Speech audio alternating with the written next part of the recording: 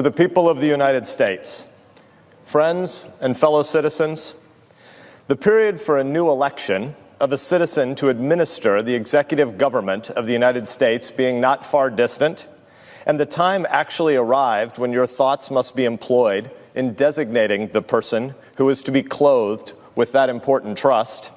it appears to me proper, especially as it may conduce to a more distinct expression of the public voice, that I should now apprise you of the resolution I have formed to decline being considered among the number of those out of whom a choice is to be made.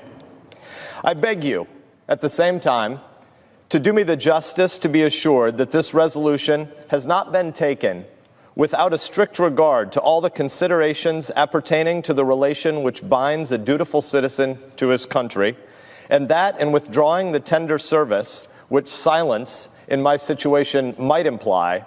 I am influenced by no diminution of zeal for your future interest, nor no deficiency of grateful respect for your past kindness, but I am supported by a full conviction that the step is compatible with both. The acceptance of and continuance hitherto in the office to which your suffrages have twice called me have been a uniform sacrifice of inclination to the opinion of duty and to a deference for what appeared to be your desire. I constantly hoped that it would have been much earlier in my power, consistently with motives which I was not at liberty to disregard, to return to that retirement from which I had been reluctantly drawn. The strength of my inclination to do this, previous to the last election, had even led to the preparation of an address to declare it to you. But mature reflection on the then perplexed and critical posture of our affairs with foreign nations and the unanimous advice of persons entitled to my confidence impelled me to abandon that idea. I rejoice that the state of your concerns, external as well as internal, no longer renders the pursuit of inclination incompatible with the sentiment of duty or propriety, and am persuaded, whatever partiality may be retained for my services, that in the present circumstances of our country, you will not disapprove my determination to retire. The impressions with which I first undertook the arduous task were explained on the proper occasion. In the discharge of this trust, I will only say that I have, with good intentions, contributed towards the organization and administration of the government, the best exertions of which a very fallible judgment was capable. Not unconscious in the outset of the inferiority of my qualifications, experience, in my own eyes, perhaps still more in the eyes of others, has strengthened the motives of diffidence of myself. And every day, the increasing weight of years admonishes me more and more that the shade of retirement is as necessary to me as it will be welcome.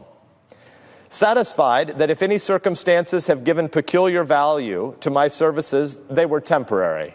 I have the consolation to believe that, while choice and prudence invite me to quit the political scene, patriotism does not forbid it. In looking forward to the moment which is intended to terminate the career of my public life, my feelings do not permit me to suspend the deep acknowledgement of the debt of gratitude which I owe to my beloved country, for the many honors it has conferred upon me, still more for the steadfast confidence with which it has supported me, and for the opportunities I have thence enjoyed of manifesting my inviolable attachment by services faithful and persevering, though in usefulness unequal to my zeal. If benefits have resulted to our country from these services, let it be always remembered to your praise and as an instructive example in our annals that under circumstances in which the passions, agitated in every direction, were liable to mislead amidst appearances, sometimes dubious, vicissitudes of fortune, often discouraging in situations in which not unfrequently want of success has countenanced the spirit of criticism, the constancy of your support was the essential prop of the efforts and a guarantee of the plans by which they were effected. Profoundly penetrated with this idea, I shall carry it with me to my grave as a strong incitement to unceasing vows that heaven may continue to you the choicest tokens of its beneficence, that your union and brotherly affection may be perpetual, that the free Constitution, which is the work of your hands, may be sacredly maintained, that its administration in every department may be stamped with wisdom and virtue, that, in fine, the happiness of the people of these states, under the auspices of liberty, may be made complete by so careful a preservation and so prudent a use of this blessing as will acquire to them the glory of recommending it to the applause, the affection, and adoption of every nation which is yet a stranger to it. Here, perhaps, I ought to stop. But a solicitude for your welfare, which cannot end but with my life, and the apprehension of danger natural to that solicitude, urge me, on an occasion like the present, to offer to your solemn contemplation and to your frequent review some sentiments which are the result of much reflection and of no inconsiderable observation, and which appear to me all important to the permanency